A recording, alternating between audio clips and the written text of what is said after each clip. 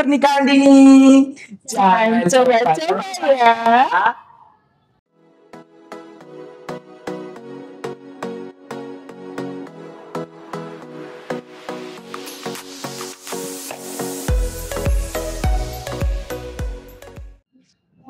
Selamat pagi, Kak. Selamat pagi. Sebelum membahas pernikahan dini, saya mau perkenalan dengan teman saya. Nama saya Joshua dan kakak. Nama saya Prita. Nah, Kak, kan saya mau tanya nih. Kan sekarang di TikTok tuh banyak banget remaja yang pernikahan dini banget nih. Nah, saya mau tanya, bagaimana pernikahan dini dapat mempengaruhi perkembangan fisiologis individu, terutama dalam hal kedewasaan emosional? Oke, saya jawab dulu tentang pernikahan dini ya. Jadi perlu teman-teman berdua ketahui, jadi apa pernikahan dini itu adalah pernikahan yang terjadi di umur kurang dari 18 tahun. Jadi kalau dalam undang-undang itu yang terbaru, pernikahan boleh dilaksanakan ketika teman-teman nanti sudah berusia 19 tahun. Jadi kalau sebelum 19 tahun itu adalah namanya pernikahan dini. Kemudian pertanyaannya yang tadi kan pengaruh pernikahan dini ke psikologis individunya itu gitu ya. Oke. Jadi kalau di usia remaja seperti teman-teman berdua ini, rentangnya antara 10 sampai 18 tahun, menurut teori psikologi perkembangan itu masa-masa remaja itu adalah masa-masa ketika teman-teman tumbuh dan berkembang. Jadi masih berproses, belum mencapai perkembangan yang optimal.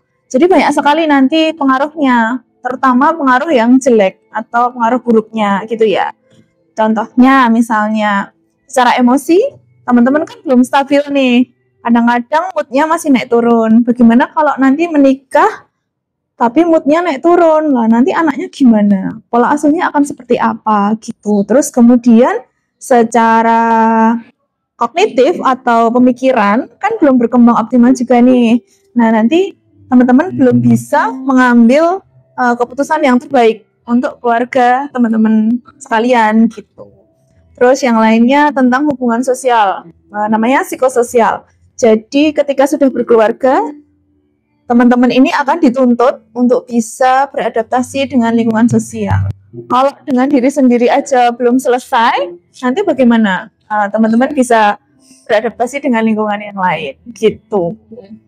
Terus Kak, apa yang kakak pahami tentang pernikahan dini? Dan apa alasan yang biasanya mendorong seseorang untuk menikah di usia muda? Jadi apa aja ya, berarti faktor-faktor ya yang menjadi sebab kenapa orang itu kok mau menikah secara dini gitu ya, belum dewasa tapi pengen nikah gitu ya. Kalau berdasarkan penelitian, yang pertama itu karena faktor pendidikan. Jadi ketika seseorang itu punya pendidikan yang rendah, itu pasti dia memiliki kecenderungan untuk memutuskan menikah secara dini gitu. Alasannya mau ngapain lagi, kan udah nggak sekolah nih. Misalnya dia putus sekolah di usia SMP, seusia teman-teman ini ya, 15 tahun gitu misal usianya ya. Dia kan udah nggak mikir mau ngapain lagi, mau sekolah juga udah enggak, mau kerja juga belum bisa, karena kan nanti melanggar peraturan juga jadi pekerja anak gitu. Terus kebetulan dia sudah punya teman dekat misalnya, ya mau ngapain selain mau nikah, itu satu. Kemudian faktor ekonomi, misalnya dia di posisi ekonominya di bawah rata-rata gitu.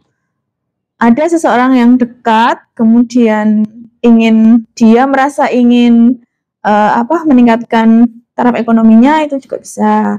Kemudian karena kecelakaan, paham maksudnya kecelakaan? Oh ya, kecelakaan. Atau MBA, jadi married by accident ya kalau bahasa kerennya sekarang gitu. Jadi dia sudah hamil duluan gitu, itu juga bisa menjadi penyebab. Kemudian faktor kebudayaan, adat istiadat di beberapa wilayah di Indonesia, mungkin nggak di Solo ya, kalau di Solo nggak ada sepertinya.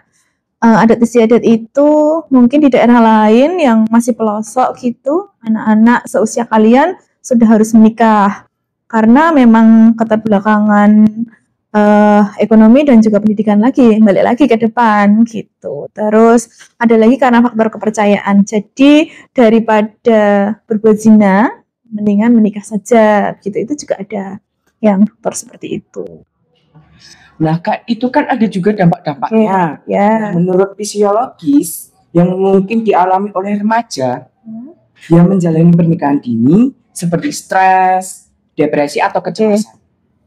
Ya, tiga-tiganya itu menjadi dampak yang paling banyak sekarang dialami gitu. Jadi stres, kecemasan, dan depresi. Kenapa bisa stres, kenapa bisa cemas, dan kenapa bisa depresi? Karena memang seperti yang saya sampaikan tadi, perkembangan kalian kan belum optimal. Gimana menghadapi peran baru sebagai istri, sebagai ibu, sekaligus sebagai anak, kalian pasti akan merasa tertekan dengan berbagai peran. Belum lagi peran sebagai masyarakat gitu ya. Terus kemudian kalau stres bertumpuk-tumpuk pasti akan menjadi depresi. Teman-teman mungkin tahu istilah baby blues? Ya. Pernah dengar? Ya, ketika ibu melahirkan, dia mengalami stres yang berlebihan, kemudian ada rasa tidak suka dengan kehadiran bayinya gitu. Yang paling berat adalah dia bisa mencelakai diri sendiri dan bayi yang dia lahirkan. Nah, itu yang nanti akan menjadi salah satu efek pernikahan dini yang terberat gitu. Selain itu, dari pihak laki-laki pasti juga akan ada depresi, stres juga masa ekonomi juga. Ya, betul. Terutama kalau laki-laki pasti pemikirannya di bagian ekonomi ya. Belum bisa mencukupi kebutuhan keluarga. Kemudian kalau sudah frustasi, apa yang dilakukan? Kekerasan dalam rumah tangga, ya kan? Menyakiti pasangannya, menyakiti anaknya. Bisa jadi menyakiti orang tua, karena apa yang dia inginkan tidak bisa dipenuhi oleh lingkungan dia di sekitarnya, gitu. Bagaimana sih Bu cara meningkatkan kesadaran masyarakat tentang bahaya pernikahan? Oke, meningkatkan kesadaran masyarakat tentang bahaya pernikahan dini. Bisa lewat teman-teman yang di sini. Ya, melalui program-program di sekolah yang kalian buat, kalian bisa mensosialisasikan ke teman-teman di sekitar, di sekolah bisa, kemudian di lingkungan masyarakat juga bisa. Selain itu, pemerintah dari kami sebagai petugas punya banyak sekali program sosialisasi pencegahan pernikahan dini. Selain itu, kami punya regulasi yang ketat. Ketika seseorang ingin menikah secara dini itu nanti akan dibuat jalur yang sedikit rumit supaya orang itu akan pikir berulang kali ketika memutuskan untuk menikah gitu. Terus Kak, itu bagaimana pernikahan dini dapat mempengaruhi hubungan sosial baik dengan keluarga, teman maupun komunitas? Pernikahan dini mempengaruhi hubungan sosial, pasti akan sangat mempengaruhi. Ketika di usia teman-teman ini kan aktualisasi dirinya kan pengennya bergaul dengan teman sebaya. Kalau dengan keluarga itu mungkin waktunya lebih sedikit ketika dibandingkan teman-teman berkomunikasi dengan teman-teman sebaya kalian gitu kan. Nah, di posisi kalau sudah menikah, umurnya masih belasan tahun, kalian akan mengalami masa-masa sulit gitu. Mau main sama teman-teman pasti malu karena dengan statusnya yang sudah menikah gitu kan. Terus nanti kalau dengan keluarga, mungkin dengan orang tua, pasti kalian juga merasa nggak nyaman juga kan. Di satu sisi kalian misalnya buat kecewa orang tua kalian gitu kan, dengan menikah dini gitu ya.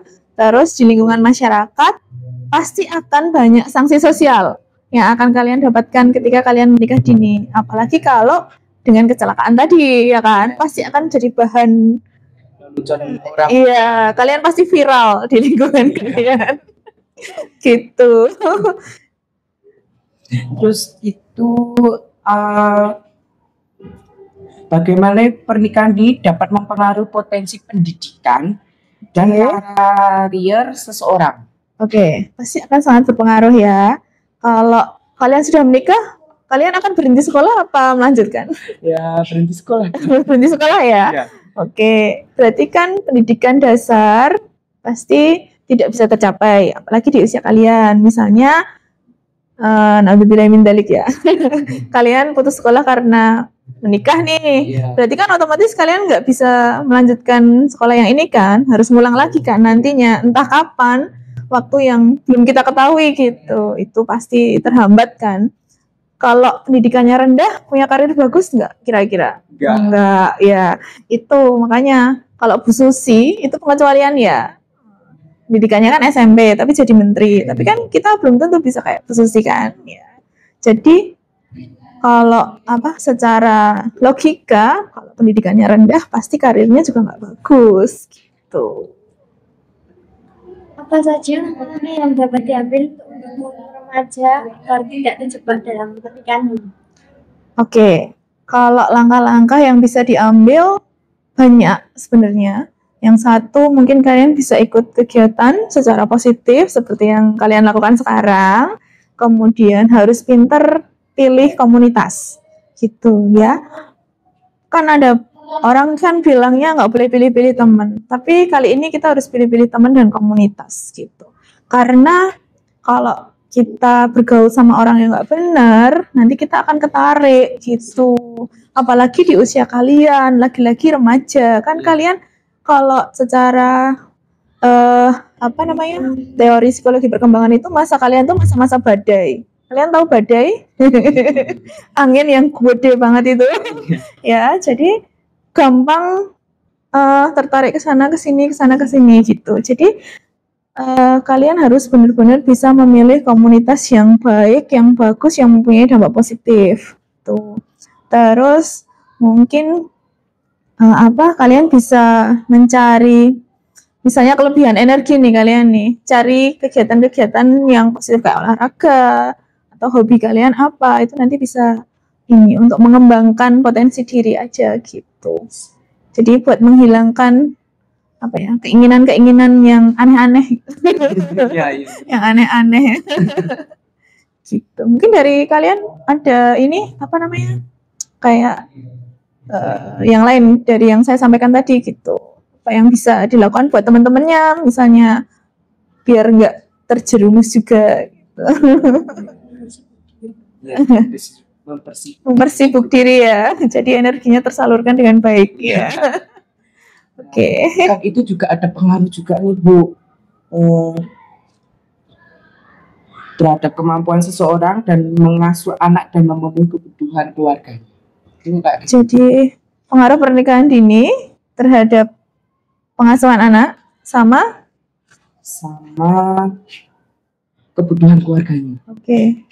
Berarti sama kayak yang faktor ekonomi tadi ya? Iya. Oke.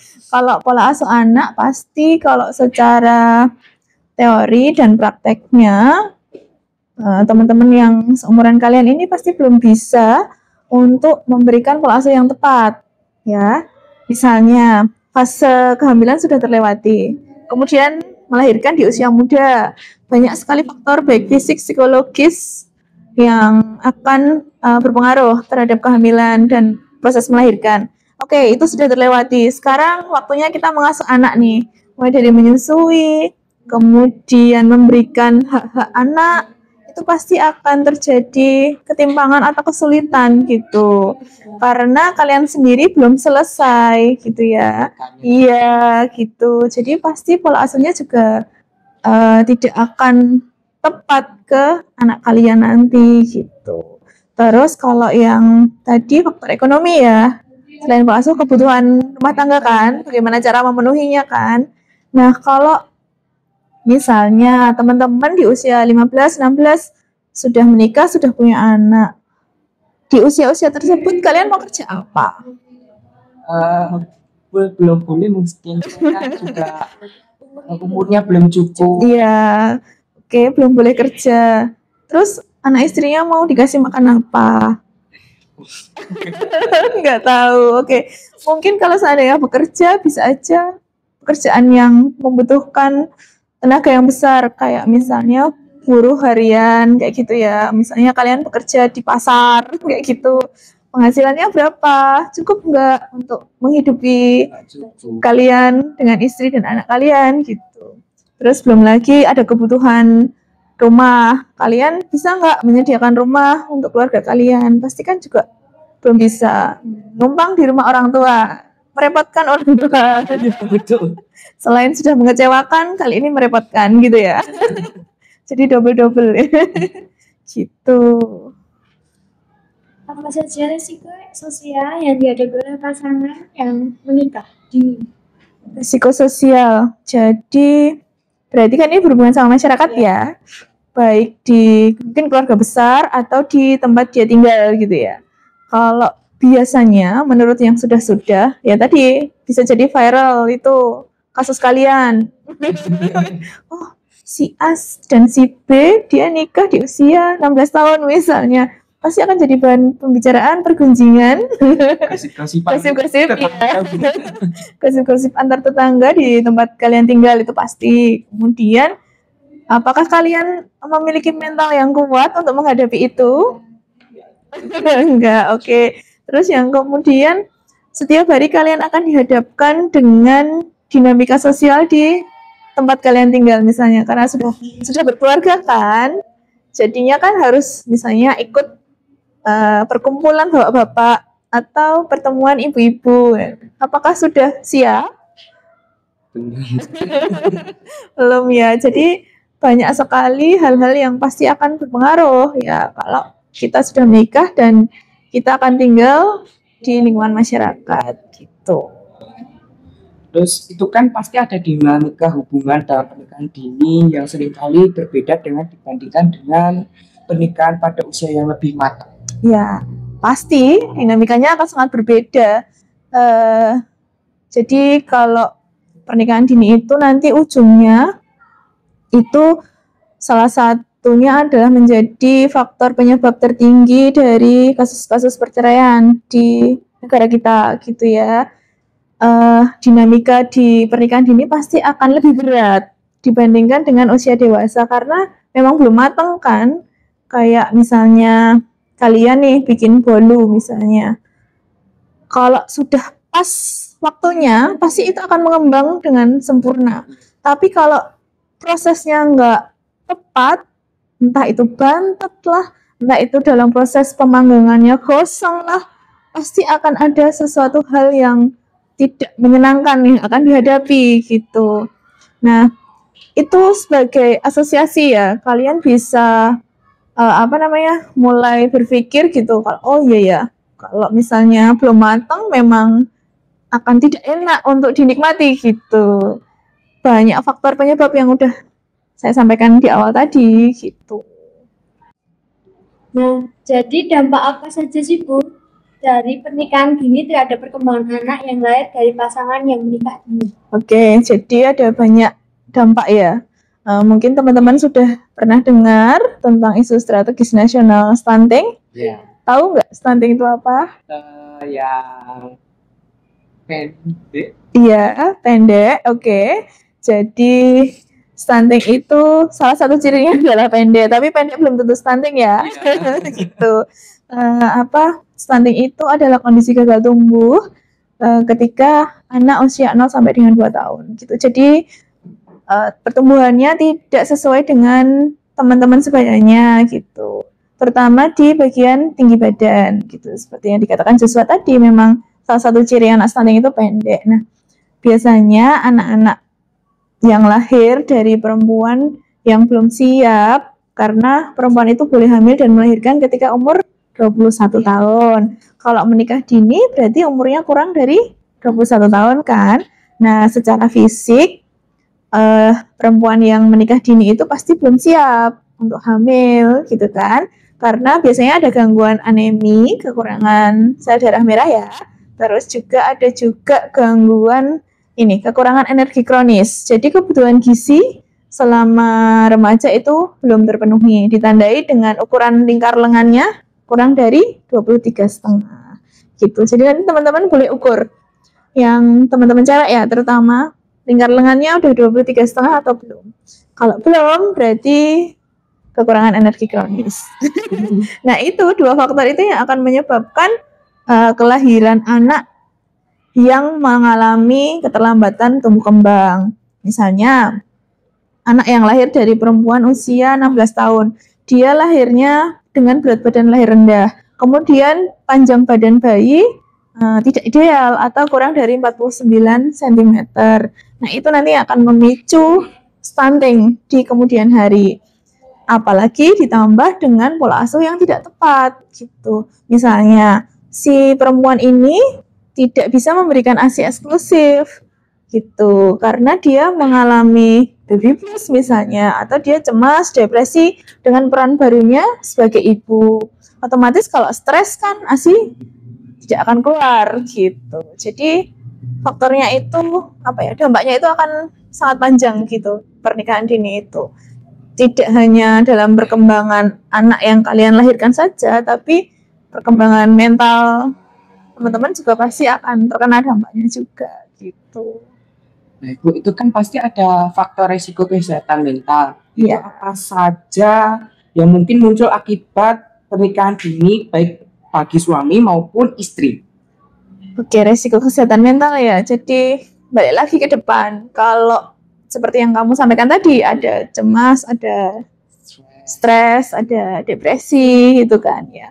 Mungkin dia juga akan kehilangan identitas dirinya gitu.